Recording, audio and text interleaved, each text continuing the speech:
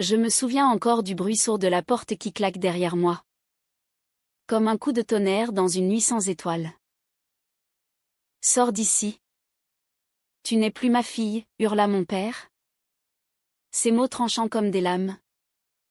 Tandis que ma mère pleurait en silence. Les yeux baissés. Incapable de me défendre. À 18 ans. Mon seul crime était d'aimer Marine. Cette fille aux yeux bleus qui avait illuminé mes jours sombres au lycée. C'était à Paris. Dans le quartier bourgeois du 16e arrondissement. Où les façades haussmanniennes cachent si bien les secrets de famille. Ma vie avait basculé en une soirée. Nous avions été surprises par mes parents. Enlacés dans ma chambre. Un baiser volé qui scellait notre amour naissant. Marine, avec sa famille modeste venue de Bretagne, n'avait pas subi le même sort, ses parents, plus tolérants, l'avaient soutenue. Mais moi, Maëlle Dupont, fille unique d'un avocat renommé et d'une professeure d'université, je fus jetée à la rue comme une paria. Lesbienne. Ce mot prononcé avec dégoût par mon père résonnait dans ma tête comme une malédiction. Je n'avais rien, pas d'argent, pas de toit. Seulement un sac à dos avec quelques vêtements et le souvenir brûlant des lèvres de Marine. Les premiers jours furent un enfer. Je dormais dans des auberges de jeunesse bon marché, mendiant des repas chez des amis compatissants.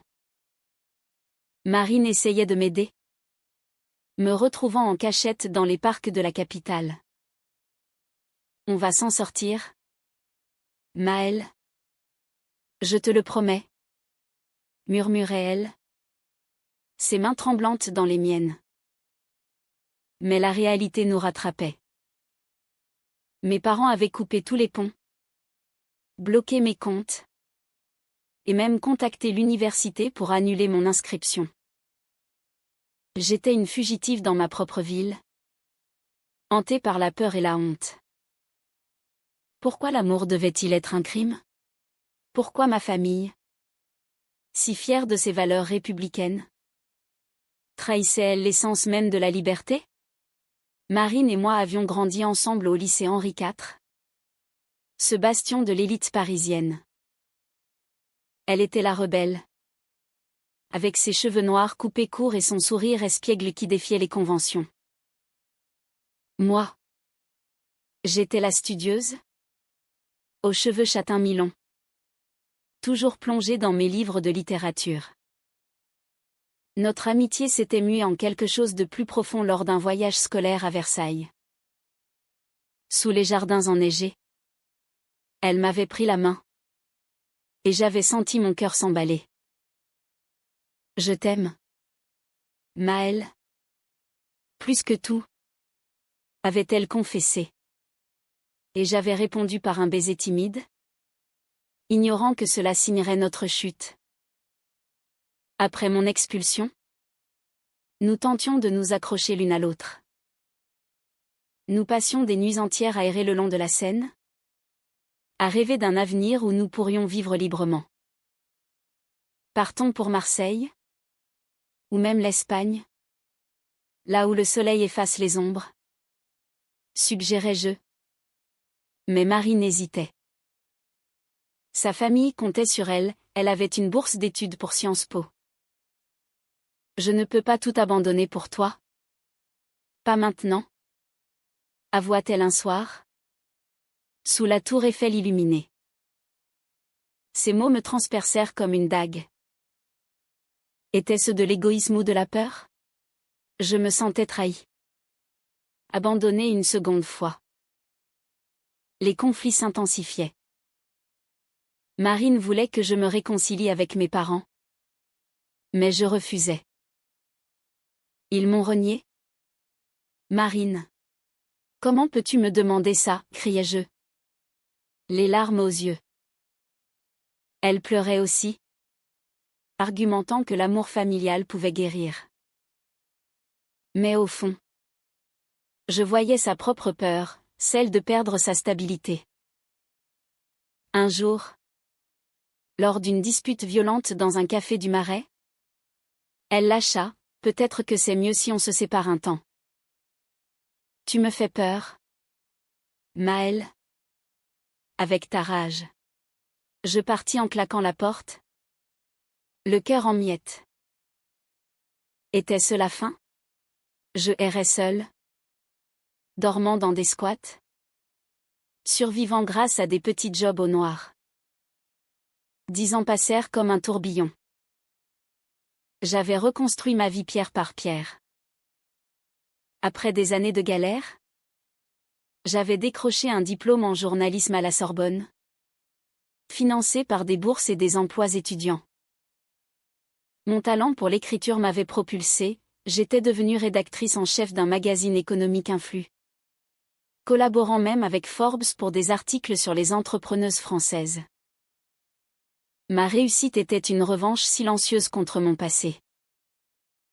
J'habitais un appartement chic dans le 7e arrondissement, entouré d'amis loyaux. Mais le vide persistait. Marine? Je l'avais effacée de ma mémoire? Ou du moins essayé. Les rumeurs disaient qu'elle avait épousé un homme, fondé une famille en province. Bonne pour elle, pensais-je avec amertume. Puis, un soir d'hiver pluvieux, alors que je rentrais d'une conférence à l'OCDE, je la vis. Assise sur un banc du pont Alexandre III, trempée jusqu'aux os, un sac à dos usé à ses pieds. Marine.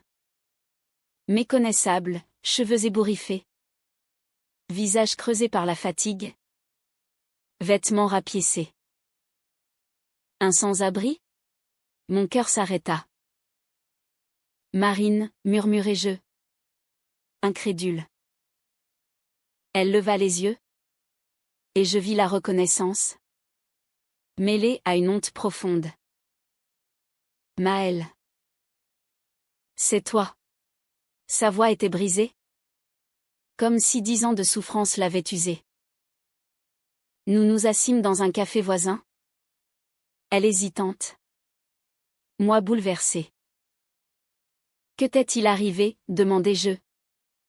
La voix tremblante. Elle évitait mon regard, marmonnant des excuses sur une vie ratée, divorce, perte d'emploi, rue. Mais quelque chose clochait. Ses yeux fuyants. Ses mains nerveuses. Elle cachait un secret. Je le sentais. Pourquoi es-tu là? Vraiment, insistai-je. Elle fondit en larmes. Je ne peux pas te le dire? Maëlle. Pas encore. Mon monde basculait à nouveau. Était-ce le destin qui nous réunissait? Ou un nouveau piège? Ce soir-là, je ne pus la laisser partir. Viens chez moi. Au moins pour te réchauffer. Proposai-je, ignorant les voix intérieures qui me mettaient en garde. Marine accepta, tête baissée, comme une ombre de la femme que j'avais aimée. Dans mon appartement, sous la lumière tamisée, je lui préparai un bain chaud et des vêtements propres. Elle se lava en silence, et quand elle réapparut, enveloppée dans un peignoir, je vis les cicatrices, non physiques, mais dans son regard hanté. Parle-moi. Marine. 10 ans. Qu'as-tu fait de ta vie? Elle s'assit sur le canapé, serrant une tasse de thé brûlant. Après notre séparation, j'ai essayé de t'oublier. J'ai terminé Sciences Po. Trouvé un boulot dans une ING à Lyon. Sa voix était monocorde, comme si elle récitait un script. Puis j'ai rencontré Pierre, un collègue. On s'est mariés vite. Trop vite. Un enfant est arrivé? Une petite fille? Élise. Un enfant? Mon estomac se noie. Était-ce pour ça qu'elle m'avait quitté? Pour une vie normale? Et maintenant? Divorce? Tu disais. Elle hocha la tête. Pierre était violent? Jaloux. Il a découvert des lettres que je t'avais écrites? Jamais envoyées. Il m'a accusé de tout. M'a chassé avec Élise. Mais où était l'enfant? Marine détourna les yeux. Élise est chez mes parents en Bretagne. Ils m'ont aidé un temps. Mais je n'arrivais plus à payer le loyer. J'ai perdu mon job à cause de la dépression. Dépression? Je sentais la colère monter. Pourquoi ne m'as-tu pas contacté? J'aurais pu t'aider, criai-je. Les poings serrés. Elle pleura, j'avais honte. Maëlle. Honte de t'avoir abandonné. Et puis, j'ai vu tes articles dans Forbes. Ta réussite. Tu es une star maintenant? Et moi? Une épave. Ces mots me touchèrent. Mais aussi me blessèrent. Était-ce de la jalousie ou du regret? Les jours suivants, Marine resta chez moi. Je lui offrais un refuge. Mais les tensions grandissaient. Elle évitait les questions sur son passé récent, changeant de sujet avec une habileté suspecte. Un soir, en fouillant son sac pour laver ses affaires, avec sa permission, bien sûr, je tombai sur un journal intime. Les pages étaient noircies de confessions. Maëlle me hante. J'ai menti à Pierre sur tout. Élise. Elle n'est pas de lui. Mon cœur s'emballa. Élise n'était pas de Pierre? Mais de qui? Je refermai le journal. Tremblante. Feignant l'ignorance. Les conflits éclataient. Marine voulait reprendre sa vie. Mais refusait mon aide financière. Je ne suis pas une mendiante, s'emportait-elle. Moi. Je l'accusais de cachotterie, tu me mens. Marine. Qu'y a-t-il de si terrible? Nos disputes rappelaient le passé, mais avec une intensité décuplée. Un après-midi. Lors d'une promenade au jardin du Luxembourg, elle craqua, j'ai eu une liaison après toi. Avec une femme. Pierre l'a su. C'est pour ça qu'il m'a battue. Battue? La rage m'envahit. Pourquoi ne l'as-tu pas quitté plus tôt? Elle sanglota, pour Élise. Je voulais lui offrir une famille stable. Comme celle que j'ai eue. Mais le secret pesait. Je commençais à douter, était-elle vraiment sans abri par malchance? Ou y avait-il plus? Mes amis me mettaient en garde, attention. Maëlle. Elle pourrait profiter de toi. Je les ignorais. Aveuglé par les sentiments renaissants. Car oui. L'amour refleurissait. Timidement. Des regards volés. Des mains effleurées. Un soir. Sous les lumières de Montmartre. Elle murmura, je t'aime encore. Maëlle. Pardonne-moi. Je l'embrassai. Un baiser chaste mais chargé d'émotion. Comme un pont sur l'abîme. Pourtant, les doutes persistaient. J'enquêtais discrètement, un appel à ses parents confirma qu'Élise était bien chez eux. Mais il semblait évasif sur Marine. Elle a des problèmes? Ma fille. Dit sa mère. La voix tremblante. Problème? Addiction? Peut-être? Je confrontai Marine, tes parents disent que tu as des problèmes. Qu'est-ce que c'est? Elle explosa, ils mentent. Ils m'ont toujours jugé pour mon orientation. Mais je voyais la faille, ces tremblements. Ces insomnies. Étaient-ce de la drogue? L'idée me terrifiait. Le climax approchait. Un matin, je reçus un email anonyme, Marine vous ment.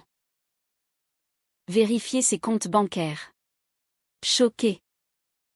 J'hésitais. Mais la curiosité l'emporta. Avec mes contacts journalistiques, je découvris des virements suspects, de l'argent envoyé à un centre de désintoxication. Marine était accro aux opioïdes? Suite à un accident de voiture après son divorce. Elle avait caché ça. Par peur de me perdre à nouveau. Pourquoi? Marine? Pourquoi me mentir, hurlai-je quand elle rentra. Elle s'effondra, j'avais honte. Et Élise? Elle est atteinte d'une maladie rare? Les traitements coûtent cher. J'ai tout perdu pour la soigner. La vérité choquante, Marine n'était pas seulement sans abri, elle avait vendu tout pour sauver sa fille. Y compris en mendiant. Mais le pire, Élise était née d'une insémination artificielle. Avec un donneur anonyme. Mais Marine avait toujours rêvé que ce soit notre enfant. Dans son esprit tordu par le regret. J'ai fait ça en pensant à toi. Maëlle. C'était fou. Je sais. Folle? Je me sentais trahie. Manipulée. Était-ce de l'amour ou de la obsession? La révélation me frappa comme un ouragan. Tu as eu un enfant en pensant à moi? C'est de la folie. Marine, criai-je. Les larmes coulant sur mes joues. Elle se recroquevilla, je sais. C'était une erreur. Après l'avoir perdue, j'ai voulu reconstruire. Mais tout me ramenait à toi. Ces mots étaient un mélange de sincérité et de désespoir, me laissant partager entre pitié et fureur. Comment pouvait-on aimer à ce point? Au bord de la destruction? Les jours suivants furent un tourbillon émotionnel. J'aidai Marine à entrer en cure de désintoxication, payant les frais avec mes économies. Merci. Maëlle. Tu es mon ange? Murmura-t-elle avant de partir pour le centre en banlieue parisienne. Mais au fond, je bouillonnais. Était-ce de l'amour ou du devoir? Mes nuits étaient hantées par des souvenirs, nos rires au lycée, nos disputes. Et maintenant cette trahison voilée. Élise. Cette petite de 8 ans que je n'avais jamais vue. Devenait un fantôme entre nous. Pendant son absence, je rendis visite à ses parents en Bretagne. Le voyage en TGV fut un moment de réflexion, la campagne défilait. Verte et paisible. Contrastant avec mon tumulte intérieur. À Rennes, sa mère m'accueillit avec des yeux rougis. Marine a toujours été tourmentée par son amour pour vous. Élise est son rayon de soleil. Mais la maladie. Leucémie. Leucémie? Mon cœur se serra. Pourquoi ne m'a-t-elle rien dit? Demandai-je.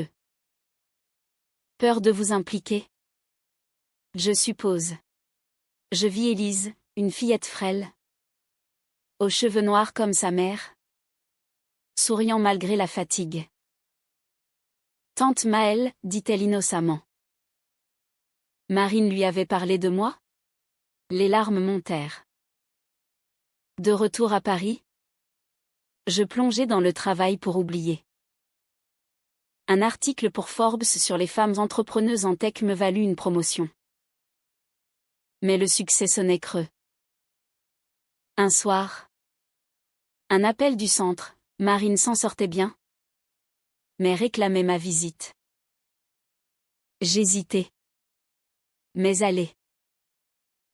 Dans la salle commune, elle semblait renaître, yeux plus clairs. Sourire timide. Je suis clean depuis 2 semaines. Pour Élise. Pour toi. Nous parlâmes des heures, dénouant les nœuds du passé. Je t'ai trahi en te quittant. Maëlle. J'avais peur de la société, de mes ambitions. Je confessais, et moi. J'ai été égoïste. Obsédée par ma revanche. Pourtant, un nouveau conflit surgit. Marine voulait récupérer Élise et recommencer. Mais ses parents refusaient, arguant qu'elle n'était pas stable. Ils me volent ma fille, rageait-elle. Je me retrouvais médiatrice, organisant une réunion familiale à Paris. Dans un restaurant du quartier latin, les tensions explosèrent. Tu as détruit ta vie. Marine. Élise mérite mieux, accusa son père. Elle riposta, mieux que quoi? Une mère qu'il aime? Je pris la parole, arrêtez. Marine se bat. Et Élise a besoin d'elle. Mais au fond, je doutais, étais-je prête à m'impliquer dans cette famille brisée? Les understandings s'approfondissaient. Marine avoua une autre trahison, pendant notre jeunesse. Elle avait parlé de notre relation à une amie commune, qu'il avait rapportée à mes parents. C'était un accident? Je jurais. Mais était-ce vrai? La paranoïa m'envahit. Tu as causé mon expulsion, hurlai-je. Elle nia. Mais le doute persistait. Nos retrouvailles tournaient au cauchemar, avec des nuits d'insomnie et des disputes incessantes. Puis, le haut inattendu, un diagnostic pour Élise s'améliora grâce à un traitement expérimental que j'avais financé via mes contacts. Mais Marine, jalouse de mon rôle, accusa, tu achètes notre amour avec ton argent Forbes. Blessée. Je répliquai, c'est pour elle. Pas pour toi. Nous nous séparâmes en colère. Elle retournant au centre. Moi errant dans les rues de Paris.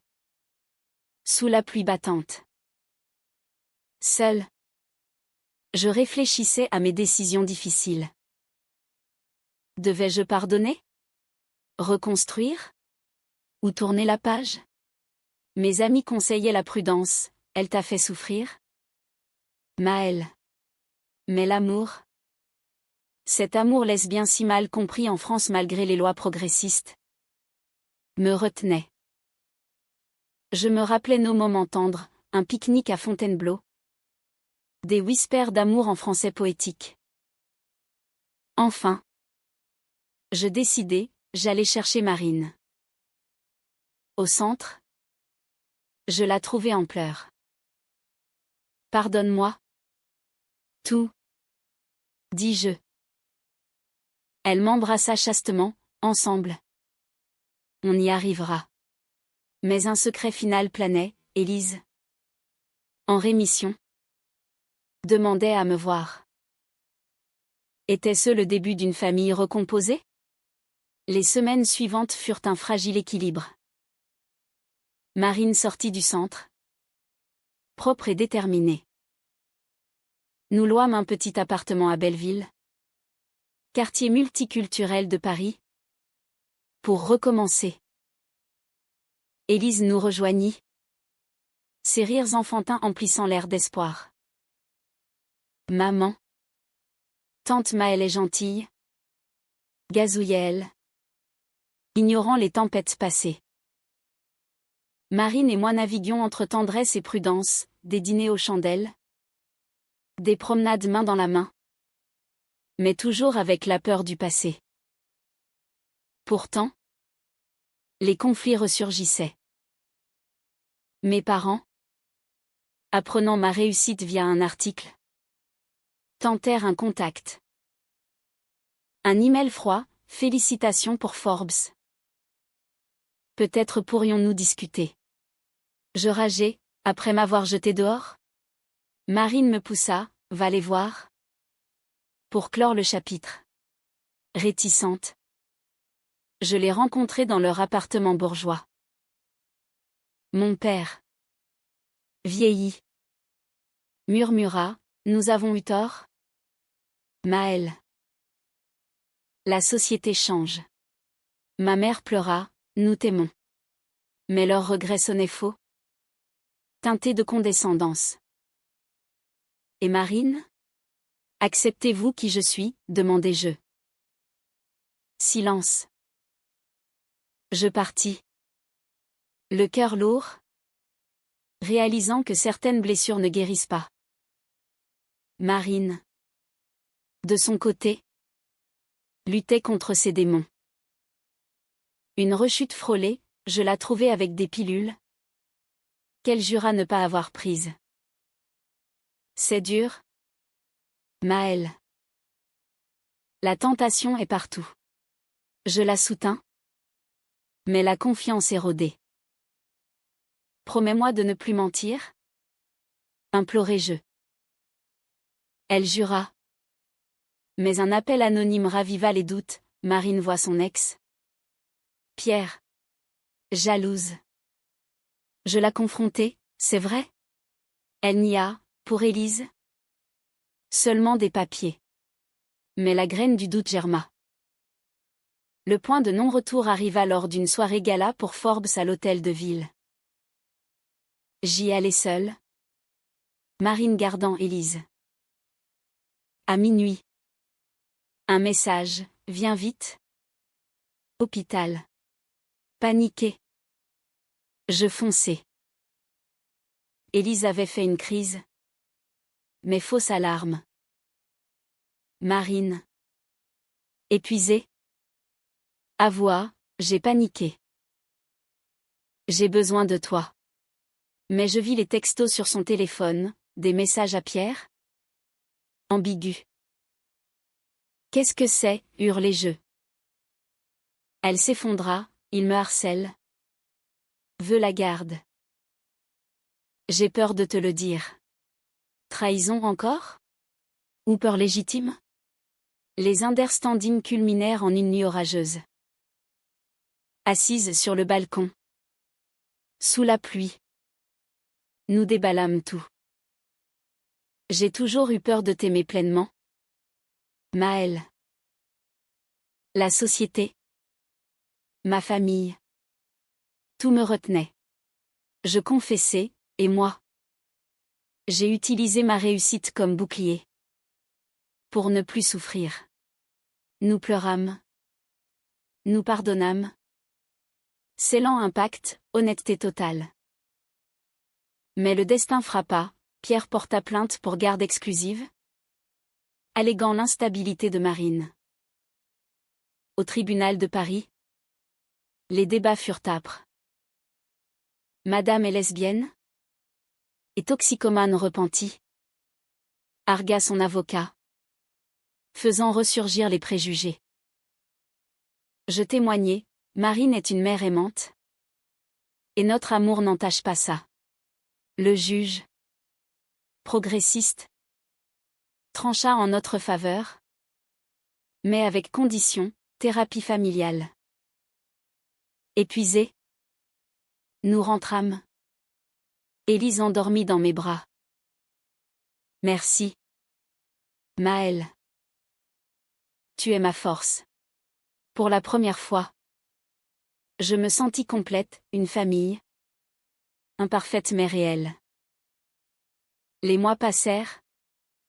Tissant un tissu de résilience. Nous suivîmes la thérapie. Dénouant les fils emmêlés de nos traumas. Élise grandissait. Sa santé s'améliorant. Devenant le ciment de notre union. Paris. Avec ses rues animées et ses cafés intimes. Devint notre havre. Nous marchions au Louvre. Expliquant les œuvres à Élise. Riant de nos maladresses passées. Pourtant, un dernier secret émergea, Marine avoua avoir contacté mes parents, espérant une réconciliation. Pour toi. Pour nous. Furieuse au début. Je compris, c'était de l'amour. Maladroit mais sincère. Je les revis. Et cette fois, un pont se construisit. Accepter Marine et Élise. Exigeais-je. Ils hochèrent la tête. Lentement, nous essayions. Ce n'était pas parfait, mais un début. Notre amour s'épanouit. Discret mais profond. Des soirées à lire Baudelaire ensemble. Des voyages en Provence où le soleil rappelait nos rêves de jeunesse. Je t'aime. Maëlle. Pour l'éternité. Murmura-t-elle un soir sous les étoiles. Je répondis, et moi. Malgré tout. Le dénouement fut personnel, un article que j'écrivis pour Forbes. Sur les discriminations LGBTQ+ en France. Dédié à Marine. Il fit sensation. Apportant visibilité et soutien. Marine trouva un job stable dans une association. Reconstruisant sa vie. À la fin. Assis sur le pont Alexandre III. Là où tout avait recommencé. Nous regardâmes la Seine couler. 10 ans de chaos pour ça. Dis-je. Elle sourit, pour l'amour vrai. Élise courut vers nous, maman. Tante Maëlle. On rentre. Notre famille. Forgée dans le feu. Était notre victoire.